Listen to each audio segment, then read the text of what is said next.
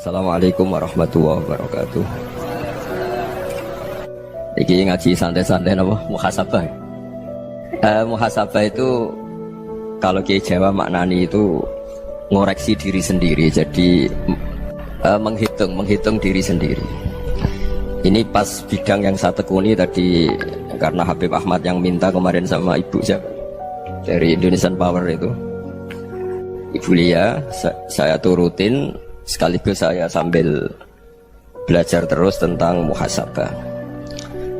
Dalam konteks Indonesia, muhasabah itu sudah jadi perilaku ya.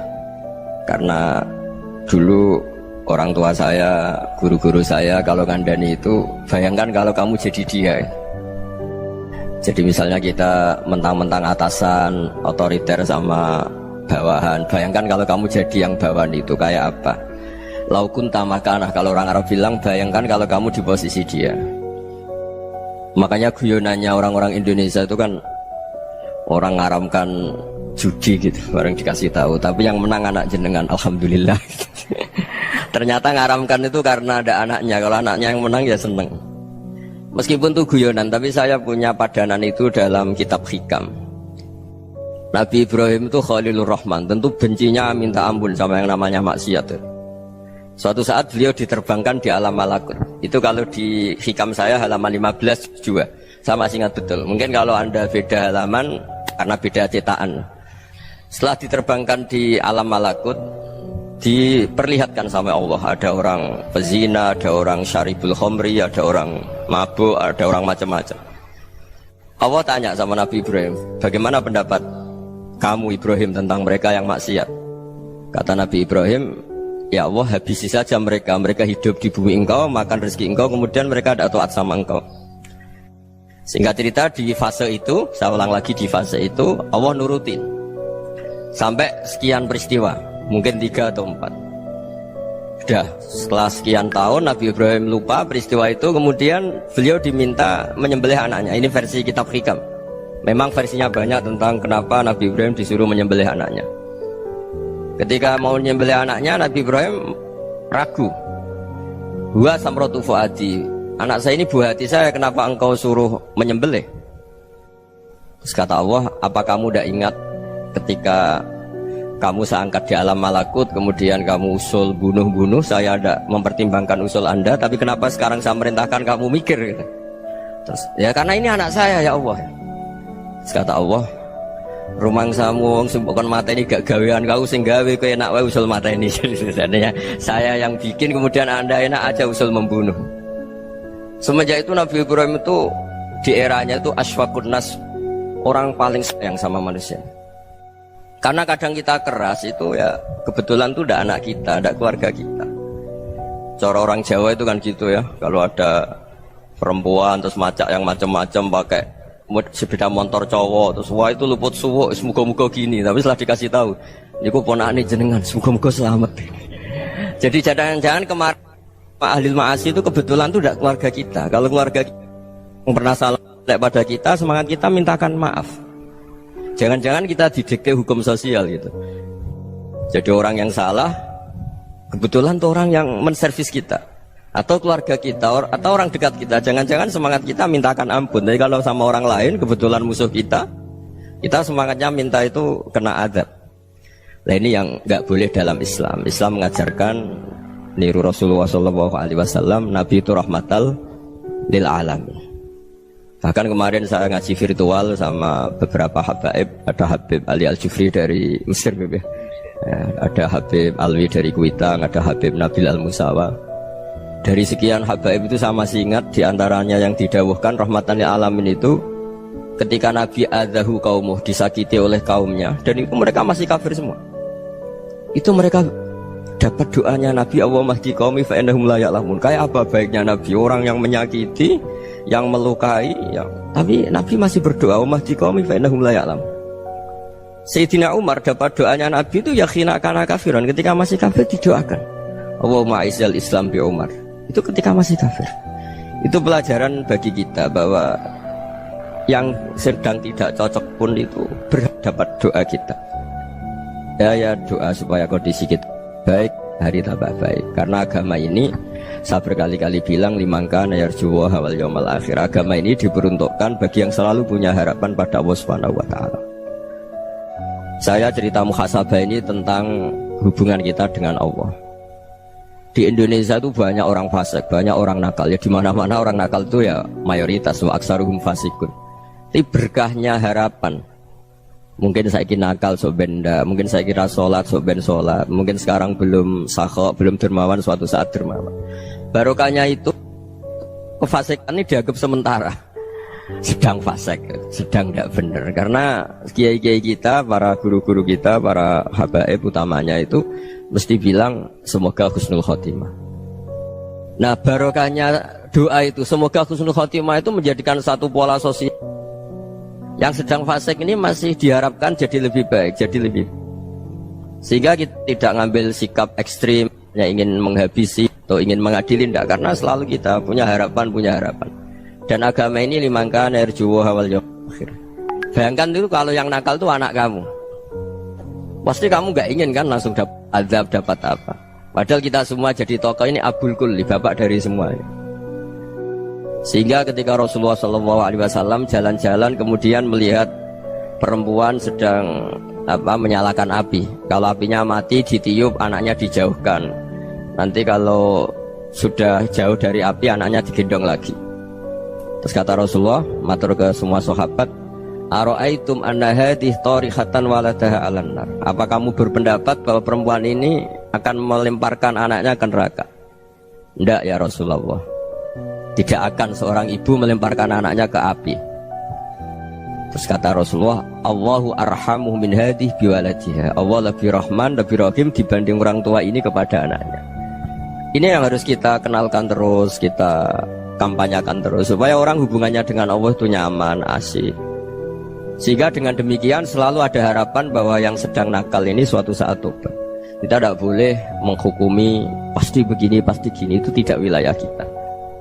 Itu juga yang dicontohkan Rasulullah SAW. Secara lahir Nabi itu nggak berkenan sama Wahsy, karena Wahsy itu salahnya salah fatal, karena membunuh ahabban nasi ila Rasulillah, yaitu membunuh Sayyid Hamzah. Jadi ketika Wahsy tobat, Nabi itu terima tobatnya. Dan ketika beliau dengan basariyahnya nggak siap ketemu Wahsy karena harus ingat Sayyid Hamzah, basariyahnya diturutin. Oke, kamu iman, saya turutin, tapi jangan sering ketemu saya. Karena kalau ketemu kamu, saya masih ingat sama paman saya, Sayyid Hamzah. Kita bisa ngelola seperti itu. Kita tidak cocok sama orang, bagaimanapun mereka umatur Rasulullah SAW, kita tetap mencintai mereka. Misalnya kalau beda agama, mereka sama-sama orang Indonesia, kita mencintai mereka atas nama warga Indonesia. Tapi kalau misalnya potongannya ora cocok, beda kultur, bawaannya itu mangkel no coro Jawa, ya bisa diilmoni, jangan ketemu. Wong sudah tidak cocok, ingin ketemu nyari solusi. Roh ini tok seneng itu kan ya repot gitu. Ya sudah, kalau nggak mati cocok ya jangan sering ketemu. Dan itu kita bisa memanage seperti itu tuh bisa. Saya berkali-kali cerita tentang Imam Syafi'i. Kalau dikasih tahu ya Imam Aba Abdillah, panggilannya Imam Syafi'i, tetangga anda ini ternyata banyak yang nggak senang anda. Jawabnya beliau senang. Ya bagus kalau nggak senang saya, ndak utang saya katanya. Jadi gara-gara saman seneng aku ngatur aku ini kan. Dan mungkin saman rasa seneng kan ya enak. Jadi hidup itu dianggap happy. Kalau seneng ya teman silaturahim, kalau nggak seneng ya nggak bakal utang gitu. Baru kayak seneng itu nggak ganggu. Gitu. Jadi dulu itu orang bisa ngelola seneng tidak seneng itu bisa. Karena ada kearifan hubungan dengan Allah Subhanahu wa ta'ala. Hidupnya selesai karena masyghul bi dzikrillah, mereka sibuk dengan Allah. Makanya kata ulama-ulama tasawuf, kamu jangan melihat manusia perilakunya, tapi kamu juga harus ingat yang gerakkan semua itu Allah Subhanahu wa ta'ala. Dengan demikian kita farah, kita senang. Makanya Nabi kalau ngutus Anas bin Malik kemudian nggak kesampaian yang diinginkan karena Anas main. Ketika garwa-garwani Nabi agak tersinggung, Nabi andaikan Allah menghendaki yang saya inginkan kesampaian, pasti itu kesampaian. Jadi dianggap kegagalan Anas gak manggil yang dituju Nabi itu ya kersane Allah, ya enteng saja. Sayyidina Ali lebih parah lagi yang dialamin. Itu dalam beliau kalau dipanggil itu gak cepat-cepat ke sana. Ketika ditanya, kenapa kamu tak panggil gak cepat ke saya? Amin tu ukubatak, karena aku tahu kau orang baik itu pemaaf. Jadi makanya orang-orang soleh dulu itu bodoni itu. Makanya sekarang kalau ada orang bodoni itu mesti beda orang soleh. Kalau orang-orang soleh itu kakean husnudzon lagi sering dibodonin. Abdullah bin Umar itu masyhur itu. Kalau ada budaknya sering sholat, sergap sholat itu dimerdekakan. Akhirnya nggak sholat pun pura-pura sholat. Akhirnya juga dimerdekakan. Ketika ditanya, kenapa engkau merdekakan? Padahal mereka sholatnya menipu engkau, kata pembisik-pembisik itu. Man khoda'ana lillah in khoda'na lah. Dia nipu atas nama Allah, berarti saat tertipu juga atas nama Allah. Gak masalah dong, semuanya demi Allah Subhanahu wa ta'ala. Jadi ketika kita ketemu mensifati Allah Ta'ala itu ghafir, Allah pemaaf. Jangan kamu nggak fair untuk diri kamu nyifati Allah ghafir, pada orang lain Allah kamu sifati syadidul iqab. Jadi Allah kamu atur, kayak MC tadi ngatur saya. Jadi Allah itu apa? Kalau pada saya ghafir, kalau pada musuh saya syadidul iqab. Itu nggak fair. Kalau Anda punya harapan kepada Allah karena Allah Rahman Rahim, Allah ghafir, sebenarnya Allah pada musuh kita ya bisa saja Allah ghafir, bisa saja Allah Rahman Rahim. Sehingga kita melihat orang lain yang kita ada cocok itu ya enteng saja. Itu min ummati Rasulillah sing tanaluhu syafa'atu, tanaluhu sa'atu rahmati, tanaluhu fair. Jangan dengan kita kayak mesti dapat rahmat. Jangan orang lain kayak Allah pasti syadidul iqab. Itu tidak boleh. Sehingga ketika ada orang Badui, singkat cerita orang Badui ini kencing di masjid, semua sahabat membentak dia. Yang nggak bentak hanya Nabi tok. Saking mangkelnya orang ini karena semua sahabat bentak kecuali Nabi. Setelah dibenari Nabi, terus Nabi nyuruh sabbu ali dhanuban min ma'in. Setelah disucikan masjid itu, dia berdoa keras sekali. Allahumma arhamni wa Muhammadan wa la tarham ma'ana ahadan. Ya Allah, yang berhak dapat rahmatmu hanya saya dan Nabi Muhammad, yang lainnya jangan gitu. Karena yang lainnya tuh jengkelin, gitu aja saya salah dimarah-marahin gitu. Jadi kalau kamu doa terbatas ya kayak orang Bedui nih, kayak orang Arabi. Apa kata Nabi? Laqad tahajjarta wasi'an. Allah yang rahmatnya luas menjadi kamu sempitkan. Karena kamu mau atur Allah hanya Rahman pada Indonesian Power, pada NU, pada kita yang orang lain nggak perlu dapat. Itu kan kasihan Islam, karena Islam terus nggak dimiliki semua orang. Allah nggak dimiliki semua orang, Rasulullah nggak dimiliki semua orang karena dipek NU, dipek ormas tertentu, dipek nggak boleh seperti itu. Nggak boleh takhasyar tawasian kata Nabi, nggak boleh mempersempit zat yang rahmatnya itu luas. Ini semoga etika ini kita pakai di Indonesia. Yang sedang fase kita harapkan lebih baik. Yang sedang nggak dapat hidayah kita doakan dapat apa? Hidayah. Masyhur kan, makanya tadi saya mohon sama Habib Ali supaya Habib Ahmad supaya tetap mahalul qiyam, tabaruk sama Habib Ali. Di antara doa-doa di Simtuduror masyhur itu antuqa bilal mudhniba minnah bil ghufran wal musi'ah bil ihsan. Jadi harapannya para habaib, para orang-orang baik dulu ya, semoga yang dosa itu dimaafkan, yang sedang salah dibuka, bikin lebih baik.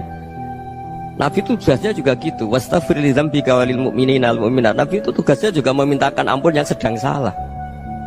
Nah ini cobalah jadi etika kita, muhasabah kita. Jadi muhasabah itu cara berpikir kita set, kita pikir ulang. Ternyata semangatnya seorang nabi itu wastaghfir li dzambika walil mu'minat. Semangatnya itu memintakan ampun. Orang ahli tafsir tahu semua kalau Nabi itu tidak mungkin dosa. Jadi itu khitabun nabi wa urida bihi ummatu, itu khitab Nabi tapi yang dimaksud itu umatnya, karena Nabi tidak akan mengalami dzambun, tidak akan mengalami dosa.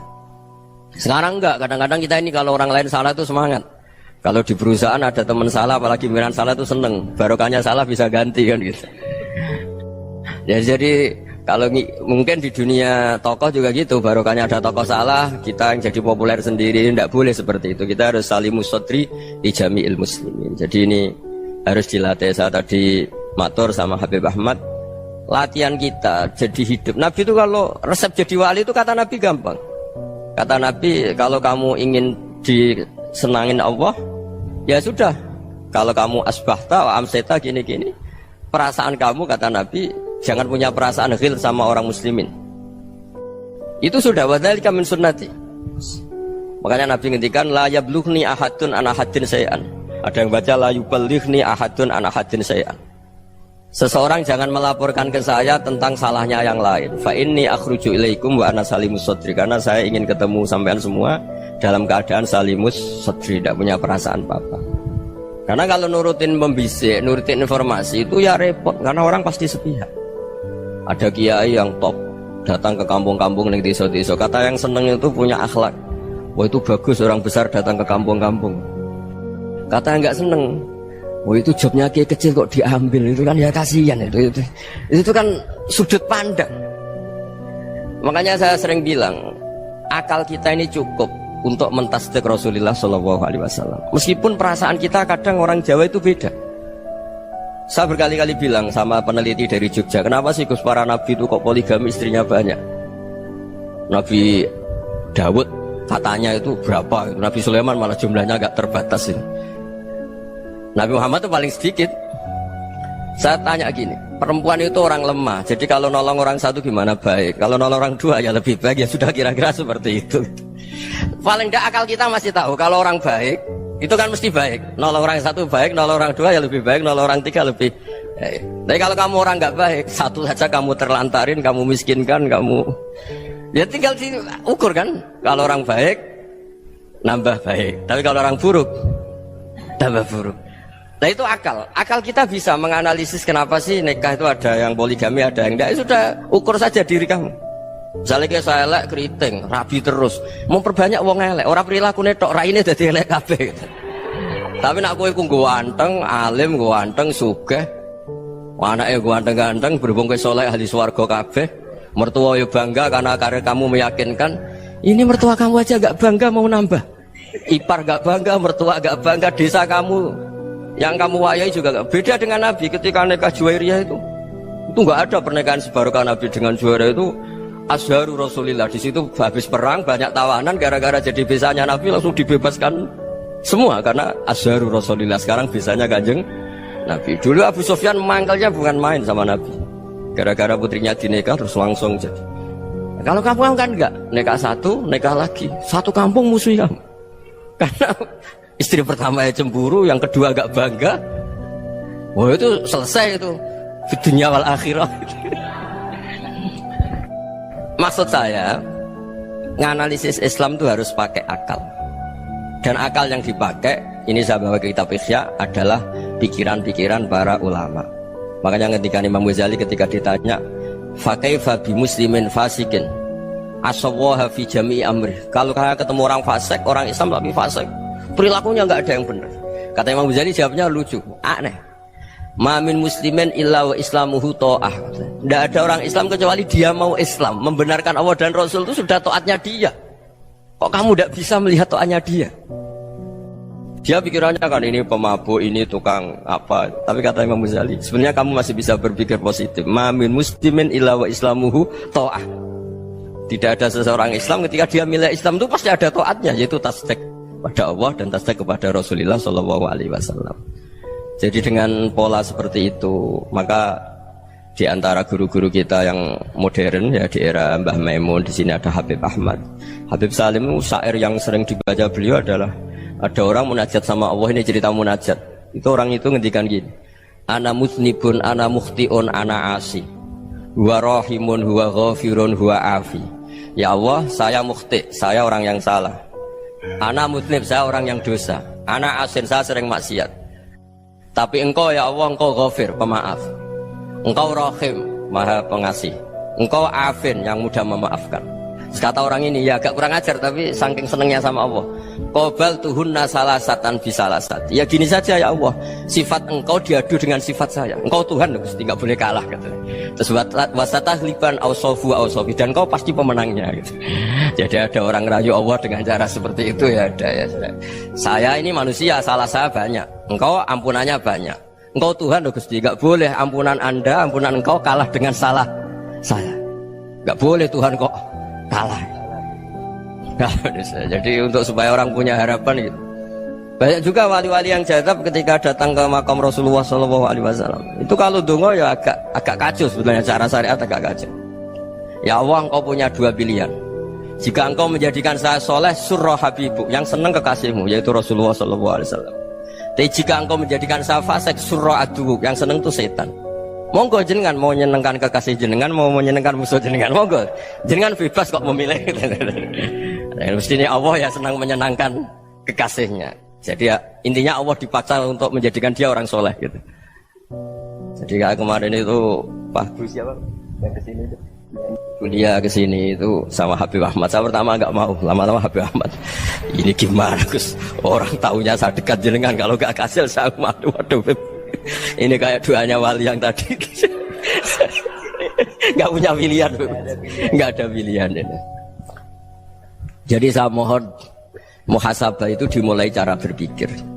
Makanya di sini sebetulnya tag ini supaya dapat barokahnya Ihya. Ini kitab yang disenangi para habaib, para ulama. Sebetulnya teks di muhasabah itu redaksinya gini ya, yang lengkap. Hasibu anfusakum qabla an tuhasabu wazinuha qabla an tuzanu wa tahayya'u lil ardil akbar. Jadi ada kata wazinu, jadi ukur. Perilaku Anda ini diukur, ditakar. Misalnya kita sebagai suami kan ya punya hal-hal yang kita tidak ideal. Cara wong Jawa mesti pesek. Cara rezeki ya pas-pasan ya.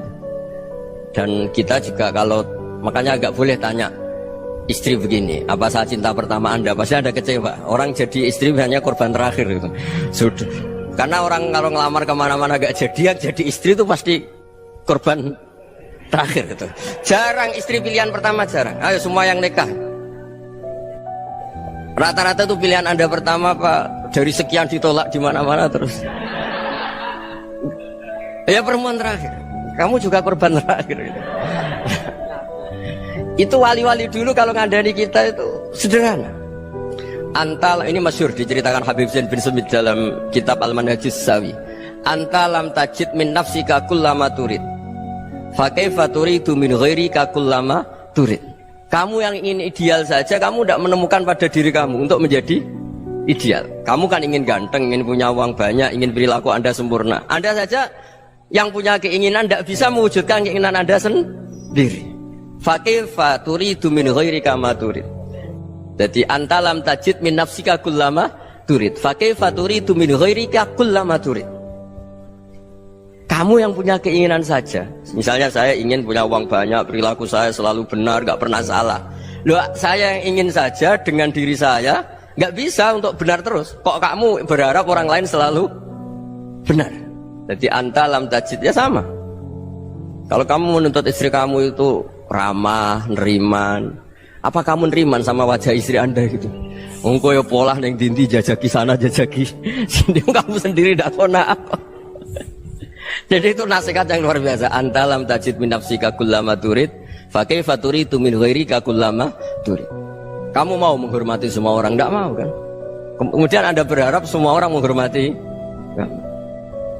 Kamu tidak ingin kan orang lain semua menghujat kamu, sementara kamu enak aja menghujat orang lain. Makanya Rasulullah SAW luar biasa ketika bikin kaidah sosial. La yu'minu ahadukum hatta yuhibba li akhihi ma yuhibbu li nafsi. Jadi kalau ukuran iman itu sederhana. Kalau sesuatu itu baik, nyaman bagi Anda ya bayangkan itu pada teman Anda. Misalnya Anda bangun tidur sudah acak-acakan, gak punya uang, utang jatuh tempo, kan gak ingin ketemu orang. Ya kamu jangan bertamu ke jenis ini, karena keadaan kamu yang alami juga gak siap ketemu orang. Makanya ada Habib Alim itu dilapuri sama seseorang. Beb, dulu teman saya itu ketika saya kaya itu sering main ke saya. Setelah saya miskin, mereka tidak main ke saya. Kata Habib itu, bagus, sunnah Allah begitu itu bagus. Coba kalau kamu dulu kaya, teman kamu main kan kamu gaya. Di rumah ada makanan, bisa hormat tamu. Setelah kamu miskin jadi buruh manol di pasar atau buruh bikin boto, teman kamu datang, malu enggak kamu? Mendingan gak datang gitu. Akhirnya baru, oh ya alhamdulillah kalau gitu. Loh ya kan dulu teman kita datang, kita ada Alphard, istri cantik, rumah bagus lah, kita miskin, buruhnya orang pas dibentak-bentak, teman kamu udah datang. Milih datang apa enggak kalau setelah kamu jatuh? Enggak kan? Jadi barokahnya ilmu itu terus. Ya, tapi kadang-kadang orang tuh, wah setelah saya miskin teman-teman enggak kasih ke sini. Ya kalau kamu sudah jatuh, teman-teman kamu situ jadi tontonan. Ya mulai sekarang cara berpikir itu dirubah. Dulu yang namanya kiai itu kalau diundang orang itu ya agak-agak senang. Semenjak saya itu agak rubah. Mengundang kiai, ngatur kiai itu tak haram-haramkan ya ada lumayan lah, sekarang itu sudah mulai agak beretika. Dulu itu ngundang tuh tanggalnya ditentukan, jamnya ditentukan, enggak mikir apa kiai saat itu nganggur, enggak. Punya wadifah, enggak. Dia milih tanggal yang dia nganggur, enggak mikir masa itu kiainya nganggur apa, enggak. Ya saya hanya cerita aja, kamu tersinggung ya monggo, boten nggih monggo itu kan. Jadi saya mohon lah supaya tadi saya juga matur ke Habib Ahmad. Jadi untuk orang merasa ikut sunnah Rasul itu gampang sekali kata Sayyid Muhammad. Dulu Nabi berpakaian ala daerahnya. Kalau mikot ya pakai mikotu baladi. Karena Nabi orang Madinah dan beliau berdomisili di Madinah ya misalnya mikotnya dari Bir Ali misalnya. Tapi kalau anda orang kawasan Tanim mau umrah ya dari Tanim. Misalnya kawasan Jirona ya dari Jirona. Artinya apa? Kamu ngambil mikot karena Nabi mikot misalnya dari Bir Ali, bukan berarti kamu harus seperti Nabi di Bir Ali. Kamu orang Mekah, misalnya kamu orang Tanim, orang ya harus dari mikot itu apa? Baladi. Sama, makanya di fikih-fikih itu kalau teknik anak Nabi orang Arab, halawiyatnya kurma ya kurma. Kalau orang Jawa sedegan, semua bodoh-bodoh. Ya bodoh-bodoh manis. Jadi ini tabaruk sama Sayyid Muhammad, ini ada murid beliau Habib Ahmad, saya baca supaya orang itu merasa ikut Nabi itu gampang sekali. Ini saya baca ya di halaman tadi disaksikan Habib Ahmad 433 di kitab apa ini? Manhajus Salaf fi Fahmin Nusus. Itu kata Sayyid Muhammad, wa kanat sunnatu Rasulillah annahu yat'amu ma yajiduhu fi ardi wa yalbasu ma yajidu wa yarkabu ma yajidu mimma abahu Allah ta'ala. Faman istamala ma yajidu fi ardi fa huwa al-muttabi' lis-sunnah. Kama annahu hajjal baita min madinati. Faman hajjal baita min madinati nafsihi fa huwa al-muttabi' lis-sunnah. Wa illam takun hadhil madinatu tilka. Jadi intinya misalnya Nabi dulu itu ngasih sedekah kepada fakir miskin ya pakai dinar, dirham. Ya kalau orang misalnya sedekah pakai rupiah ya sudah ikut sunnah Nabi. Jangan lu Nabi pakai dinar loh, kamu kok pakai rupiah. Dulu dinarnya Nabi tidak ada tulisannya Bank Indonesia, kamu ada tulisannya Bank.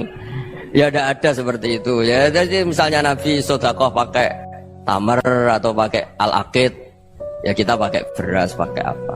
Supaya orang tuh bahwa Rasulullah itu milik kafatal linnas, milik semuanya. Sehingga merasa ikut sunnah Nabi itu ya semuanya. Makanya dulu Mbah Mun kalau motivasi saya supaya bombong, kalau orang Jawa bilang bombong. Wong Jawa mesti ono wong alim. Beliau menyontohkan Mas itu Mbah Fadol, Senori, Mbah Ihsan Jambes. Itu bisa ngarang-ngarang kitab luar biasa. Padahal beliau bukan orang Arab. Imam Sibawai itu orang Persia. Imam Ghazali orang Tus itu juga ikut Persia.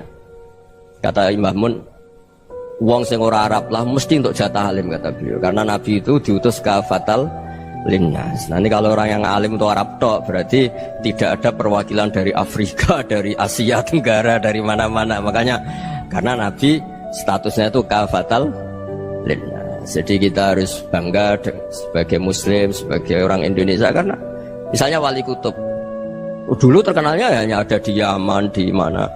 Ternyata pernah ada juga di Indonesia dan seperti Habib Abu Bakar Segaf Gresik. Jadi ya artinya kan tetap orang Indonesia meskipun beliau zuriyah Rasul kan ya sudah orang apa? Orang Indonesia. Zuriyahnya Habib Ali Sumtuduror sekarang di Solo. Jadi Indonesia juga dapat alawin banyak dari Sadatin al-Alawin juga banyak. Jadi saya mohon barokahnya ngaji seperti ini. Melihat orang lain tuh gampang, bayangkan tuh kalau anak kamu. Makanya Nabi nanti kalau nggak percaya lihat di Hikam nomor 15 di kitab saya itu. Di situ dijelaskan oleh Hikam, jangan-jangan semangat Anda pada orang yang maksiat, pada orang yang keliru supaya dihukum itu karena kebetulan itu udah anak Anda, itu udah keluarga Anda. Coba kalau itu keluarga Anda. Makanya kalau saya guyonan di Jogja itu ada pembantu mecahkan piring terus dimarahi majikannya, saya mesti guyon gitu, pasti itu pembantunya tidak cantik. Kok bisa Gus? Andai kan cantik dan kamu senang mecahno piring satu, piring saya iso ngamuk. Ternyata ngamuknya itu karena mecahkan piring apa karena plus tidak cantik? Coba jawab para lelaki ini. Kamu marah sama orang maksiat tuh karena maksiat karena plus itu udah anak Anda. Bayangkan kalau itu anak Anda. Itu hebatnya Rasulullah SAW. Karena kita yang salah pun kadung umatnya, Nabi tetap ngasih fasilitas syafaati li ahlil kabair min ummati. Kayak apa baiknya Nabi? Tidak ikut maksiat tapi ikut fasilitasi ngasih syafaat. Loh kalau li ahlil ibadah kan wajar. Nabi ketika ini syafaati li ahlil kabair min ummati.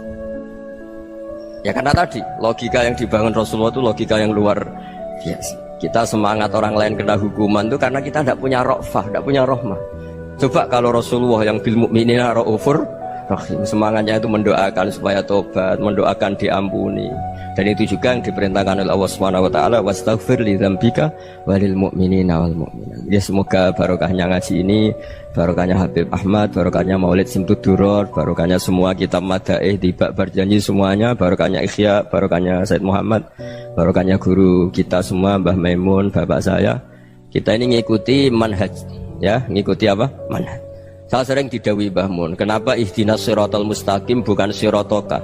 Bukan jalan engkau ya Allah, karena Allah itu nggak bisa kamu tiru. Allah itu tidak tidur, tidak makan, tidak kesel, tidak capek. Yang bisa ditiru itu siratal ladzina an'amta alaihim. Yang bisa ditiru manusia ya niru manusia. Karena Allah itu tidak bisa ditiru. Makanya ihdinas siratal mustaqim siratal ladzina. Dan niru siapa? Niru guru-guru kita. Termasuk niru cara pandang. Jadi misalnya ada orang awam di rumah itu hanya delok reng, delok tikus liwat, itu kan kayak nganggur. Ora tahajud malah mendelok reng. Melihatnya jangan gitu. Huwa tarokal ma'asiyah. Dia di rumahnya tidak dugem, tidak kemana-mana. Dia berarti malam itu tarkul ma'asi. Tidak nyopet, tidak garong, tidak ke tempat maksiat. Susahnya apa sih husnudzon? Jadi jangan lihat huwa tarkut tahajud, huwa tarokat tahajud, wa taroka qiyamul lail. Oke ya, namanya orang begitu ya tidak tahajud, tidak qiyamul lail. Tapi susahnya apa sih kamu bilang huwa tarokal ma'asiyah? Dia juga meninggalkan maksiat, dan tarkul maksiat itu ibadah. Supaya orang tuh gampang lah husnudzon sama orang muslim. Ini orang mukmin, orang yang luar biasa. Di mata Allah itu orang yang luar biasa. Kayak tadi Imam Ghazali, kalau saya ketemu orang muslim kemudian dia tidak pernah baik, gimana? Kata Imam Ghazali, ma min muslimin illa wa islamuhu ta'ah. Tidak ada orang Islam ketika dia mentasbihkan Allah dan Rasulullah, berarti dia juga punya taat. Ya ini latihan saja, sing iso nglakoni Habib Ahmad kula namung cerita mawon.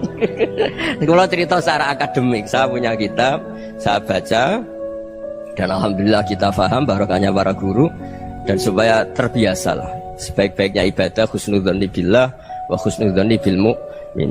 Soal tidak cocok ya diilmoni tadi ya, namanya nggak cocok ya jangan sering ketemu. Seperti Rasulullah SAW, beliau karena sangat mencintai Said Hamzah, ketemu orang yang pernah begitu sama Said Hamzah ya beliau secara basyariah tidak siap. Tapi beliau secara cara bahasa sekarang, secara profesional, kalau beliau seorang nabi dan harus menerima tobatnya siapapun ya diterima. Saya meskipun dengan AB gak cocok karena dia begini-begini sama saya, tapi saya ingat dia sholat, dia baca sholawat, dia mencintai Rasulullah, ya kita hormat. Ya soal gak cocok ya di manage tadi ya, zurhiban tasdid huban. Kalau gak pati cocok ya jangan sering ketemu, bawaannya enak nanti. jadi ya semuanya itu diilmoni lah. Makanya ngendikane Ma'ruf Al-Qurhi ada yang baca Al-Kharki, mangqala fil yaumi salasa marrat wa marham ummata Muhammad kutiba minal abdal. Karena semangat mencintai siapapun satu hari sering baca marham ummata Muhammad, wa ma aslih ummata Muhammad, wa ma tajawaz an ummati Muhammad, itu mesti kutiba minal abdal. Dia pasti termasuk wali abdal. Maksudnya semangat mencintai ya dilatih lah. Misalnya Indonesia Power atau PLN, andai kan tidak ada PLN tuh kayak apa? Orang nggak bisa ngaji, tidak bisa aktivitas. Ya barokahnya ada PLN, barokahnya jasanya. Kita sadar, tidak semua kebaikan kita ini memenuhi keinginan orang banyak. Gitu. Orang banyak ingin listrik, ingin saluran apa, dan itu kadang yang mewujudkan orang lain atau kelompok lain. Ya karena itu manfaat ke orang lain ya kita doakan. Karena khairunas anfa'uhum linnas, sehingga kita terbiasalah ngakui orang lain. Seperti semangatnya Rasulullah SAW, semuanya itu didoakan, semuanya diinginkan kebaikannya. Bahkan Nabi gak putus asa sampai di akhirat. Ketika Nabi lain sudah putus asa karena sudah akhirat, sampai dimintai syafaat semuanya bilang nafsi, nafsi. Karena merasa semuanya gak punya nyali di depan Allah, karena ini sudah akhirat, sudah finish. Tapi apa Rasulullah? Analah, ya udah saya sanggup mensyafaati kalian. Terus kata Nabi, fa'atiyal arsya, saya mendatangi aras, fa akhirru lahu sajidan, saya sujud, wa ahmaduhu bima hamida allamaniha rabbi. Kemudian saya tetap muji Allah dengan pujian yang terus menerus. Padahal sudah di akhirat, sudah finish. Nabi dimintai syafaat masih sanggup, karena Nabi tahu akhirat tidak bisa mendikte Allah, tidak bisa Allah terus bilang, ya Allah ini akhirat loh, engkau sudah tidak boleh mensyafaat. Tidak bisa. Allah tidak bisa diganggu akhirat. Allah tidak boleh dibatalkan rahmannya oleh akhirat. Allah tetap Rahman Rahim abadal abad. Dan Nabi tahu itu. Makanya kata para ulama, fa Muhammadun ahmadu min ghairihi. Jadi Nabi Muhammad namanya dua yang terkenal. Sebenarnya banyak yang terkenal dua, Muhammad sama Ahmad. Ketika Nabi punya nyali memuji Allah di akhir akhirat atau sudah di akhirat itu fa Muhammadun ahmadu min ghairi. Ketika nabi lain sudah tidak punya nyali muji Allah karena sudah akhirat, Nabi Muhammad tetap berani muji Allah di saat seperti itu. Makanya ahmadu di situ kata ulama itu af'al tafdil, fa Muhammadun ahmadu min ghairi. Kanjeng Nabi lebih memuji Allah di saat yang nabi lain sudah tidak punya nyali untuk muji Allah di saat itu. Makanya kata Nabi fa akhiru lahu sajidan wa ahmadhu bimahamida allamaniha rabbi. Akhirnya setelah lama gitu terus Allah ngendikan ya Muhammad irfa' ra'sak wasal tuttah wasfa' tusyaffa. Sudah Muhammad, angkat kepala kamu minta apa saya turutin, dan kalau kamu ingin mensyafaati umatmu saya beri hak apa? Syafaat. Nah, semoga semangat itu juga menjadikan kita munajat bahwa rahmat Allah tidak terbatas, harapan juga tidak terbatas. Mungkin yang sedang nakal ya kita katakan sedang, jangan terus kamu pastikan wah ini mesti suul khotimah, mesti tidak orang baik. Tidak, agama ini liman kana yarjuha wal yaumal akhir.